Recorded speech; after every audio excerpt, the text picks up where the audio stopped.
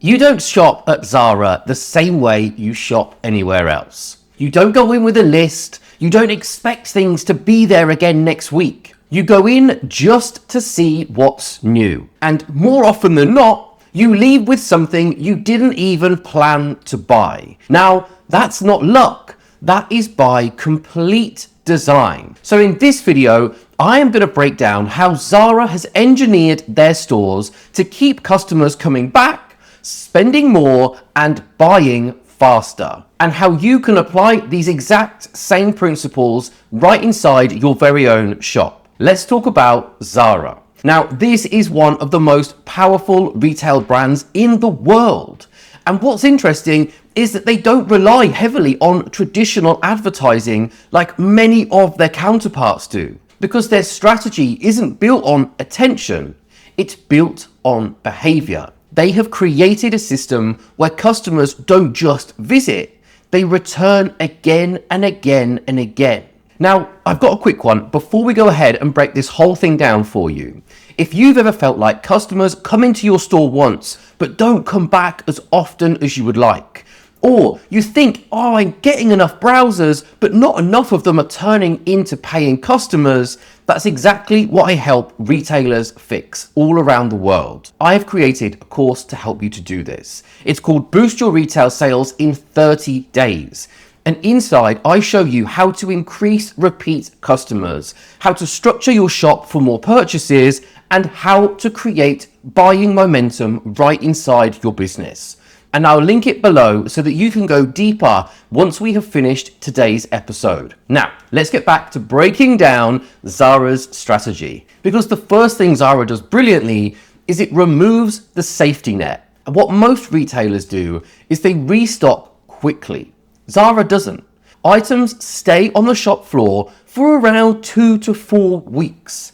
But when they are gone, they are gone. No restocks, no second chances. And what this does is it creates a sense of urgency. Because their customers know, if I don't buy this now, I simply will not get this later. Now, in most shops, customers come in and think, oh, well, I don't know if I can get it right now. I'll just come back for it. In Zara, that thought completely disappears. It becomes, I need to make a decision now. Do I want this or do I not want this? And what this does is it creates scarcity, and that scarcity removes hesitation. It forces shoppers to make faster decisions, fewer delays, and create more impulse purchases. So I want you to take a look at your own store and ask yourself, do customers feel any sense of urgency when they are in your shop? Or do they feel like they can always just come back later? And what could you introduce that creates a reason for your shoppers to make a decision now? Because without any sense of urgency in your store, customers will simply wait. And when they wait, they often don't return. Now, this is where Zara goes one step further and they separate itself completely from all of their competitors. They don't release all of their stock at once. They release it in waves. Now, typically, new items hit their shop floor twice a week. And they do this because it creates a sense of anticipation. Because their customers learn that there are always something new coming in store. There is always a reason to return and see something different, something new. So instead of going in with the mindset of, I'm shopping, people go in with the mindset of, oh, I'm just checking in. I'm just going to see what else has landed. And this taps in to the part of the brain that craves novelty. It craves newness. And this creates attention and this creates excitement. Zara delivers that in spades and it's on a schedule.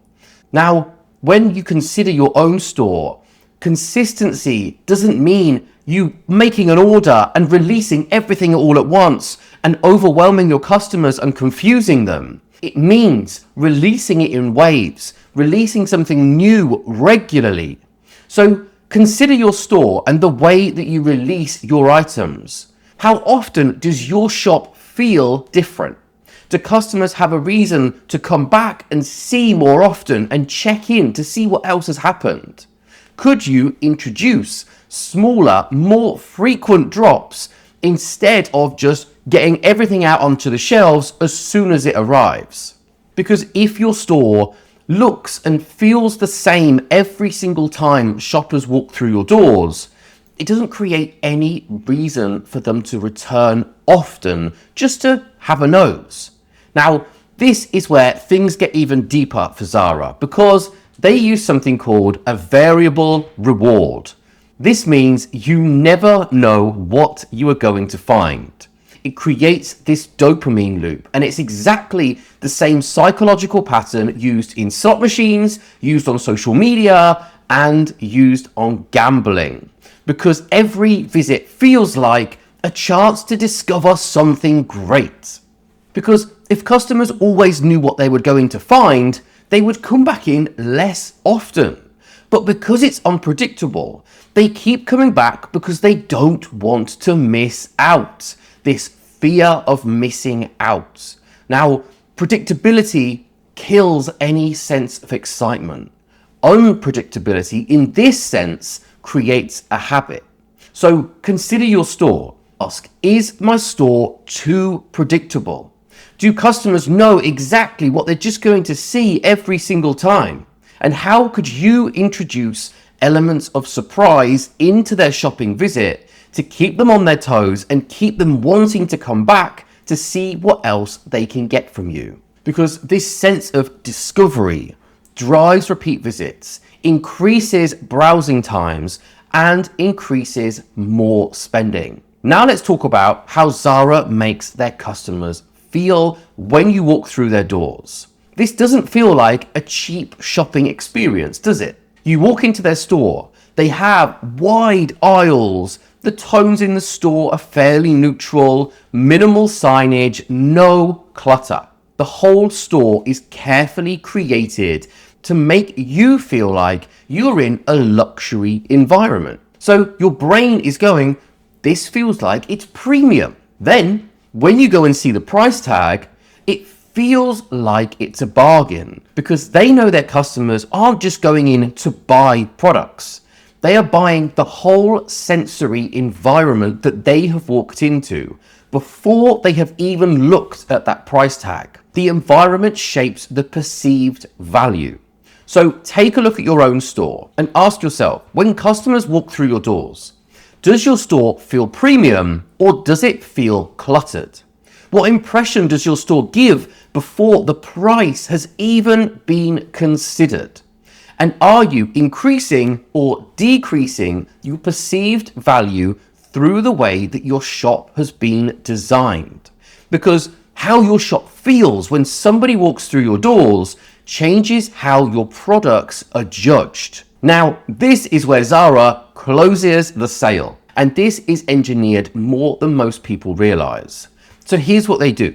They have warm lighting, flattering angles, mirrors that elongate the body, and enough space to feel comfortable. And this all happens in their changing rooms. Why do they do this? Because around 70% of purchase decisions happen inside that changing room. It changes how you see yourself. And when you look better, when you feel better, you think it's because that product, that item, that piece of clothing has made you feel that way. Now, customers don't just buy something that is the way it is. They buy something because it makes them feel a certain way. So I want you to consider, where does the final decision happen in your store? Is there an area that is helping or that is hurting your sales? And what could you improve in that moment? Because this is now down to some very small changes and inexpensive changes too, that can massively increase the conversions that happen right inside your store. So here is the final piece. Zara spends very little on advertising compared to their competitors. And I know that so many of you are not in a position to spend a lot of money on advertising. And they do this because their customers are doing the marketing for them. And this is something that I really want you to learn from. What they have tapped into are the Zara haul videos, the social media posts, the word of mouth from their customers. And this is all down to FOMO, right? It leads to sharing. When your store creates excitement, marketing happens naturally. And Zara's model is super simple. It creates scarcity, and in turn, this scarcity creates urgency. The novelty in having new items arriving on a schedule creates a habit from their customers. The unpredictability in what else is going to arrive that they know that their shoppers want and need and desire. This creates an addiction. And the environment that creates the perceived value that their shoppers have when they walk through their doors. Now, the experience that they give to those shoppers closes the sale. And when all of these things work together, customers don't just shop.